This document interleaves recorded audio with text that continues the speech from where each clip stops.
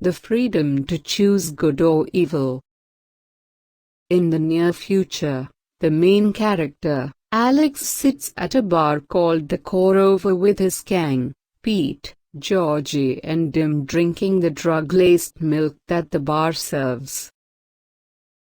The boys discuss what to do with their night as they drink, and Alex, the narrator, describes the girls in the bar and the effects of the milk plus his cocktails that they are all drinking. The milk is laced with hallucinogens that put on into a stupor, as Alex notes by pointing out another patron at the bar, a man who is slumped over and babbling nonsense. When the gang's drugs kick in, Alex leads them out of the bar and onto the streets, where they come across an old man returning from the library. The boys taunt the man before ripping apart his books and pulling out his false teeth and tearing off his clothes. Only then do they leave him alone on the street. The gang go to a bar, Duke of New York, where 4 older women flirt with them after the boys buy drinks for them. The gang spends all of the money they have stolen and realize that they must steal more. They leave the bar and go to a corner store where they put on masks and steal the money from the register, severely beating the store owner and his wife. After robbing the store, the droogs return to the Duke of New York to spend time with the ladies again. When the police come to question them, the ladies lie and say that they were with them the whole night. The boys taunt the police, who are helpless, to arrest them. The boys leave the bar and come across an old drunk man singing songs in the street. After assaulting him, the man keeps singing. Dim punches the man in the mouth to get him to be quiet. The man starts talking about the state of the world, and Alex, suddenly interested, tells the boys to hold off and asks him to continue. The man says that young people are taking over everything, and him, an old man, can't even live in the world anymore without being assaulted. He tells the boys that he is not afraid of them because, being drunk, he cannot feel their punches. The boys begin beating him again and keep going until he vomits up blood. When they continue their walk, the boys come across another gang of droogs.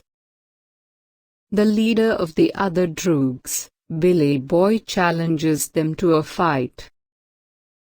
Just as Alex and his gang are getting the upper hand, sirens start up nearby. Both gangs scatter and Alex and his droogs hide in an alleyway between 2 apartment buildings. While catching his breath, Alex looks into one of the houses and notes that the state is showing a world cast on all of the televisions. Alex notices Dim staring dumbly at the moon and tells him to pay attention and that they need a car. The boys manage to steal a car and eventually decide to do the old surprise visit or breaking and entering. The boys come across a house where Alex affects a courteous tone and asks the woman inside for a glass of water. Of course, when she opens the door, the boys push past her and put on their masks. The woman's husband is a writer, who is working on his manuscript titled, A Clockwork Orange. The boys make fun of the title before ripping the manuscript to pieces. The writer attempts to defend himself against the boys, but the gang restrains and beats him.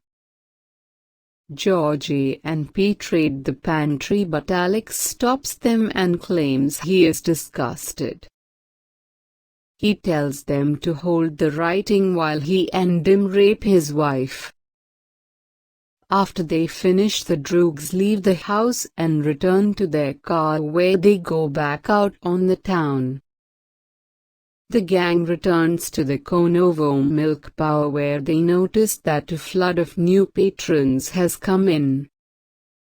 One woman sings a few bars from an opera to Alex, and Dim makes fun of her. Alex becomes enraged and calls Tim a filthy, drooling, mannerless bastard before punching him in the mouth. This sparks a fight between the two boys, and Pete tries to calm them both down. Alex tells them that he is the leader and Dim has to learn his place, and the other boys are too afraid of him to speak out. Dim drops the argument and says that they should all go home and go to bed. Alex leaves the bar with a razor already in his hand in preparation for retaliation from Bully Boy's gang. Alex returns home to his mother's apartment and eats the dinner that she has prepared for him. Before going to sleep, Alex listens to classical music on his stereo and thinks about what to read of the manuscript from the writer's house. The next morning, Alex is too tired to go to school and complains to his mother. She is skeptical, but agrees to let him stay home. Alex explains to the reader that the state requires all adults to work when they finish school, and that his father works at a DU works while his mother works at a state-controlled food market. Alex falls asleep again and is awoken to the sound of the doorbell ringing. At the door is PR. Deltoid, Alex's post-corrective advisor. Deltoid tells Alex that he knows about the fight with Billy Boy and that the police are looking for him and his gang. Alex assures Deltoid that he is innocent, but Deltoid does not believe him. He tells Alex to stay out of trouble and warns him that the police will want to question him. Deltoid leaves and Alex thinks that he has no reason to be worried. Alex thinks that a government that doesn't allow its people to misbehave denies them their right to be a human being. Alex enjoys committing crimes and doesn't intend to stop. Alex eats breakfast and scoffs at the story about the violent modern youth in the newspaper. He remembers a theory he once read about how a greater appreciation for art would stem the violence in modern youth. Alex thinks that this is ridiculous because for him violence has always been art. Alex leaves his parents' apartment to go to the record shop. While there he sees two 10-year-old girls and convinces them to come back to his apartment with him to listen to classical music. Once he gets them there, he injects himself with a drug, gets the girls drunk and then rapes them. After the girls leave in hysterics, Alex listens to Beethoven's Ninth Symphony and dozes off again. Alex waits late in the evening and brushes off his parents' concern before meeting the Droogs again. The Droogs are sarcastic to Alex, and before long another infight breaks out. The other Droogs tell Alex that they want a more democratic approach to the group and that they have come up the plan for the night themselves. Alex begins to play along, but before they can leave the building, Alex hears some of Beethoven's violin concerto and draws a razor on Georgie. He and Georgie tussle until Alex cuts Georgie's hand. Dim comes after him with the chain, but Alex manages to cut his wrist. Pete stands on the sidelines, too scared to react and worried about Dim. Alex, flush with victory, binds Dim's wound himself and brings them to the Duke of New York in the hopes of reconciliation. Georgie then tells him of the plan to rob an old, rich mansion called the Manse. The boys approach the Manse and Alex, intending to reassert his leadership, has the boys boost him into a high window so that he can go in and do the job himself. Inside, an old woman sits surrounded by many cats.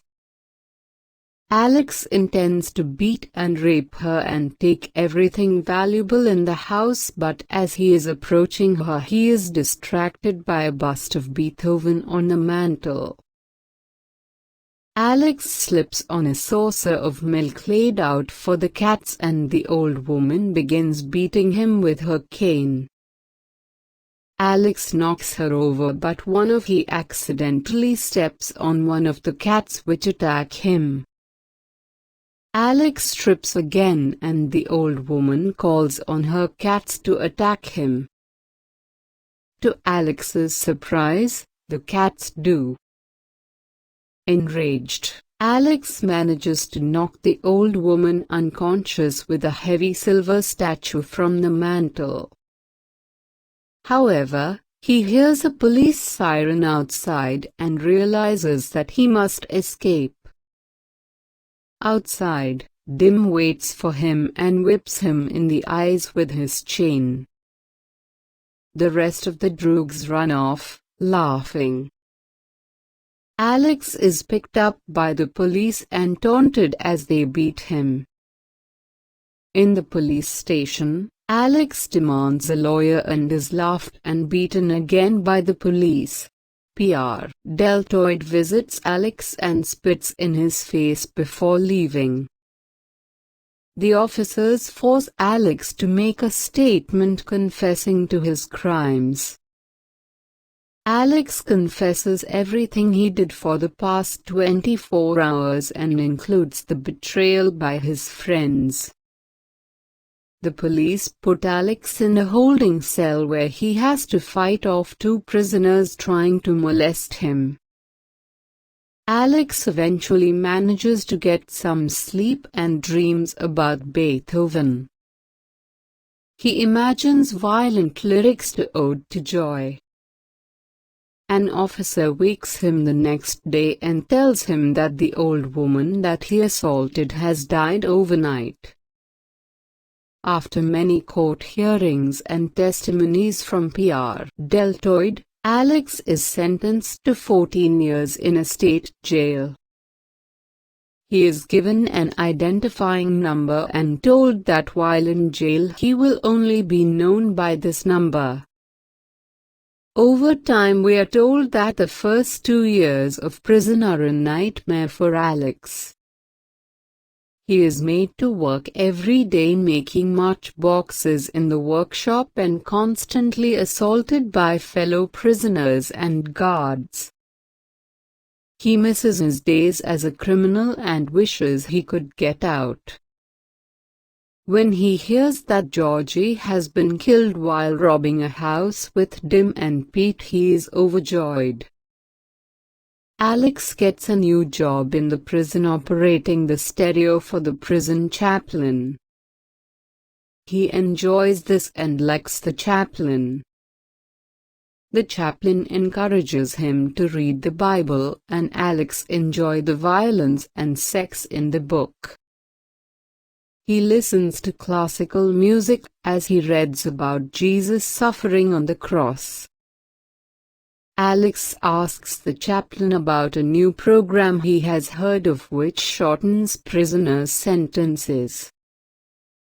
The chaplain says that he doesn't approve of it, but Alex presses to be recommended for it. The program, called Ludovico's technique, is experimental. After getting into a fight with another inmate, Alex is sentenced to participate in the technique regardless. It is called reclamation technique by the doctors. The chaplain seems to be upset as he apologizes to Alex for what is about to happen to him. Reclamation is another experimental technique that is supposed to remove the desire to hurt others. After the treatment is over, Alex will be released from jail. Alex thinks the idea that the state will make him into a good boy is laughable. The next day, Alex is brought to a hospital-like building where he meets a doctor named Branham. Alex is given his own room and many amenities and told that all that he has to do for the procedure is watch a series of special films. After every meal, he is to be injected with something that Alex assumes is a supplement. However, the next day he is taken to a room with a huge wall screen and strapped down to a chair. The chair has special clips that are designed to keep his eyelids open at all times. Alex, already physically weak from his first injection, is forced to watch a film about an old man being beaten and stripped naked by two young men. Afterward, he watches a violent film about a young girl being gang raped. Alex feels sick watching the films and finds that he is reacting differently to the violence than he normally does. He wonders how the videos could have been made with the victims' consent, as they appear so real. Alex is made to watch more violent films as a doctor named Brodsky measures his reactions through wires that are connected to the chair. Alex begins to get more and more sick watching the films and begs for the doctors to turn them off. The doctors just laugh at him. After he is done for the day, Alex is returned to his room where he is visited by Dr. Branham. Tells Alex that his brain is in the process of learning that violence is wrong and that he should expect to feel a bit sick for a few days. After he leaves, Alex thinks about how he still plans to do evil things after being released from prison. A man referred to as a discharge officer visits Alex and talks with him a bit. Before leaving, he asks Alex if he would like to punch him to see how he is getting on with his treatment.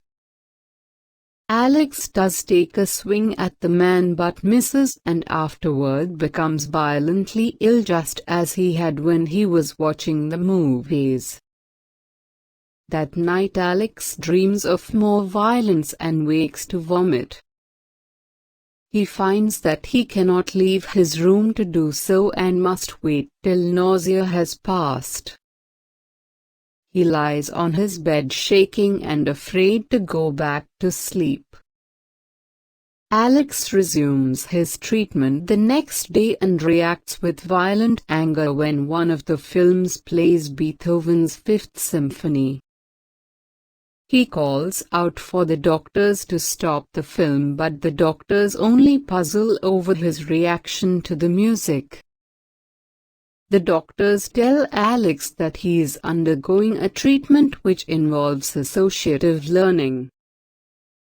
They are teaching his brain that violence is wrong by injecting him with something that makes him sick before viewing violent films. Alex assures them that he has learned his lesson, but the doctors merely laugh at this and pat him on the shoulder. Alex continues his treatment for many days. His attempts to rebel are all met with failure. One day Alex realizes that the wires and injections are no longer causing him nausea and headaches that he is receiving, but the films alone are doing it. This realization brings him to tears. Later that night Alex attempts to knock out an orderly to escape, but when he raises his fist to strike the man, he is overwhelmed with nausea and staggered by it. The orderly punches him in the face. Alex realizes that he feels better receiving the punch than giving one. On the last day of his treatment, Alex is given back all of his old things, including his razor. He is brought to the screening room once again, but this time, in place of a screen, a panel of well-dressed men sits to judge him. Dr. Brodsky tells the men to observe Alex as a model citizen. An old man is brought in to taunt and pinches Alex, and he longs to reach for his razor but immediately feels sick when he thinks about it. Alex realizes that he must change the man's hostility. He offers the man his razor, but the man slaps it out of his hand. Desperate to escape the situation, Alex begins licking the man's boots and clings to his ankles until the man falls over. The doctors laugh at this, but Alex is pained by the man's violent fall and helps him to his feet. Brodsky calls the man and the man leaves the room. Brodsky tells the panel that any violent thoughts on Alex's part are accompanied by immediate physical distress, and thus he is forced to show good behavior to avoid it. Alex is distressed by the argument that ensues between the panel members and asks aloud, "What about me? Am I just to be a clockwork orange?" One of the panel members scolds Alex for talking and the argument resumes. Brodsky calls in the second volunteer and a beautiful girl enters. Alex thinks about raping her right away, but the sickness reasserts itself and he ends up bowing to her and professing a noble devotion. After the girl leaves, Alex feels stupid for playing into the doctor's game. Brodsky tells the panel that Alex has become a true Christian who is ready to turn the other cheek. Alex is made to undergo more humiliating demonstrations and press conferences before being released and put out on the street with nothing but the clothes on his back. He goes to a diner for breakfast and finds a picture of himself at one of the conferences in the paper. The accompanying article talks about his treatment and what it means for the future of crime. Alex decides to head home and notices that the streets are cleaner than he remembers them. When he gets to his parents' house, he finds a stranger eating dinner with them. Alex learns that his parents have rented out his room to this man. His mother begins to cry, worrying that Alex has broken out of prison, but he explains that he was released. However, when Alex goes to his room, he finds that all of his things are gone. His father explains that the police took all of his possessions to compensate his victim. In this case, all of his things went to the old woman's cats. Alex must keep smiling to keep from getting sick. Joe, the lodger, begins to berate him and his father tells him that he cannot stay there. Alex begins to cry and leaves his parents' house. He goes to the record store he used to frequent and asks to hear Mozart's 40th Symphony, but when the music starts, he quickly remembers the damage that Ludovico's technique did to his love of classical music and must run from this door. He goes to the Korov Annex and orders a hallucinogenic milk drink. As he drinks and hallucinates, he begins to think about killing himself. Alex goes to the library to research painless suicide methods and, while there is discovered by an old man named Jack whom he beat up several years earlier. Jack recognizes him and calls the other elderly library patrons to assault Alex. Alex cannot defend himself even though the patrons are all feeble. Alex quickly asks the librarian to call the police, who arrive after Alex has been soundly beaten. When the officers arrive, Alex is shocked to find that Billy Boy and Dim are among them. Dim and Billy Boy have heard about Alex's treatment. They assume that Alex provoked the library patrons and drive him out into the countryside to beat him brutally and leave him out in the wilderness. Alex avoids going back to town and instead follows the sound of a tractor to a farming village. He knocks on the door of a cottage and begs for a glass of water from the man, who answers. The man living in the cottage is the writer whom Alex beat 2 years earlier. He doesn't recognize Alex and offers him food and charity. The man is a political protester who recognizes Alex from his newspaper article and wants to use Alex to dislodge the current government. He confides in Alex that his wife died of shock after being raped 2 years earlier. Alex stays the night in the man's cottage and finds another copy of the manuscript to Clockwork Orange. Leafing through the manuscript, Alex discovers that it is about how the man thinks that people are fruit that grows on a tree that was planted by God. God needs the fruit to slake his thirst for love. However, some people are in danger of being turned into machines by the progress of the modern world. Alex begins to doubt the mans who he learns are named Alexander Sanity. Alexander is cheerful when he greets Alex that morning and tells him that he has been writing an article about him and talking on the phone to his associates. Alex, remembering the night he attacked Alexander's house, unthinkingly responds that he didn't think the man had a phone. Alexander tenses up at this, but his suspicion passes quickly. When talking to Alexander, Alex momentarily slips into speaking with Droog slang, and this causes Alexander to get suspicious again as he remembers the slang from when his home was broken into. Alexander's associates, Zed, Dolan, Rubenstein and DB arrive and fawn over Alex.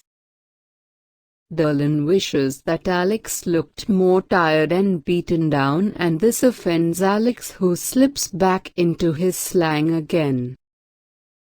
Alex grows increasingly offended by the men treating him like a means toward their political end. Alex set off on a rant during which he uses a large amount of Droog slang and F. Alexander suddenly seems to get a crazed gleam in his eyes. Dolan grabs Alex's arm and the men bring him to an apartment in the city. Before they leave, they ask Alex if he is responsible for F. Alexander's wife's death. Alex replies that he has paid for his sins and then begins to feel sick. Alex lies down and falls asleep. When he awakes, he hears classic music coming from another room and begins to feel sick again. He tries to go outside but finds that he is locked into the room he is. He bangs on the walls and begs them to turn off the music. He stumbles around the room and begs for God to help him.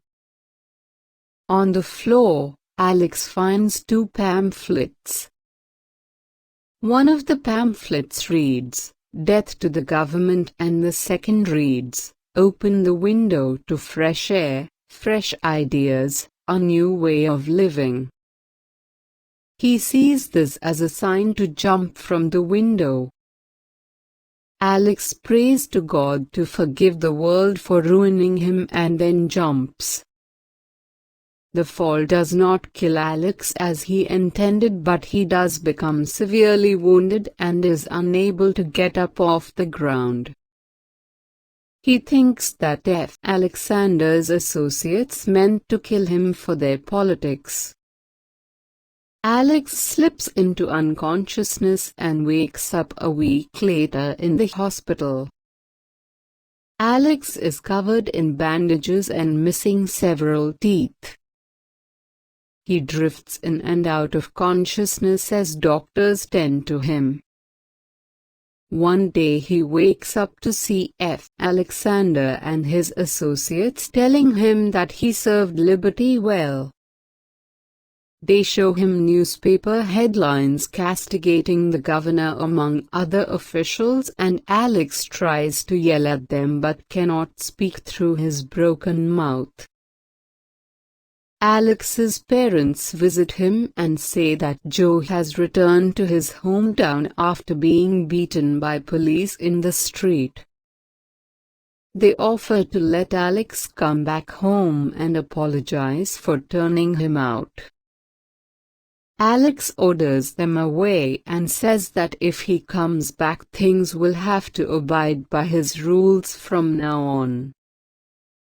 Once he is alone with his thoughts, Alex realizes that he isn't experiencing nausea when he thinks violent thoughts anymore.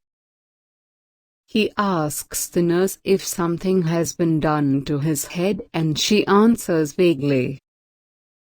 Eventually, a doctor informs him that he has been cured of his nausea by deep hypnopedia. Sometime later, the Minister of the Interior visits Alex accompanied by photographers and reporters. He apologizes to Alex and asserts that the government never meant him any harm. He also says that Alex is now cured and they have set up a job for him when he is released from the hospital. F. Alexander has been imprisoned for Alex's protection. The minister tells Alex that he should think of him as a friend. Before leaving, the minister gifts Alex with a large stereo which he uses to listen to Beethoven's Ninth Symphony. Alex is released from the hospital a short while later. In the final chapter, he sits with his new droogs Len, Rick and Bully at the Korova. Alex and the others try to figure out what to do with their night, and Alex begins to think that he has tired of the routine of theft and violence. Alex feels the hallucinations kick in and punches another patron in the stomach before leading his droogs out into the street. the droogs come upon an old man and Alex tells Bully to beat him up. They then go to the Duke of New York where they bump into the same women that Alex met there in the first chapter. Alex turns them down this time. Eventually, though, he agrees to buy them drinks, and as he is getting his money clip out, a newspaper clipping falls from his pocket. On the clipping is a picture of a baby. The droogs get hold of it and make fun of Alex for being soft. Alex rips the picture up and chastises the group much to their confusion. He tells them they are evil for taking advantage of the helpless. Alex leaves the bar alone and feels off. He relates that he doesn't enjoy listening to classical symphonies anymore but now only listens to operatic German love songs. Alex bumps into Pete and learns that Pete has since married and put the life of a droog behind him. Now he and his wife, Georgina, are managing to scrape by on their pooled incomes. Alex is amazed that Pete has grown up so much. He leaves him and goes to a cafe where he sits to think about his life. Alex, now 18 years old, wonders what is in his future and thinks about all of the great composers who had already done so much by the time they were his age. Alex leaves the cafe and pictures himself married with a son of his own. He likes the idea. Alex feels that this is what he sees as being grown up and that youth is just a wind-up toy that constantly runs into obstacles. Alex realizes that he is no longer young,